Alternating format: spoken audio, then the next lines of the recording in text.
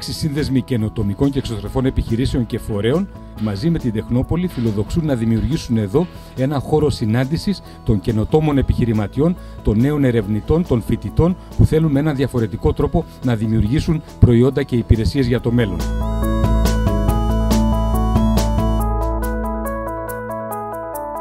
Σεμινάρια, ομιλίες, διαλέξεις, εκθέσεις καινοτόμων προϊόντων και ιδεών και ατομικές συναντήσεις εξατομικευμένων συμβουλών.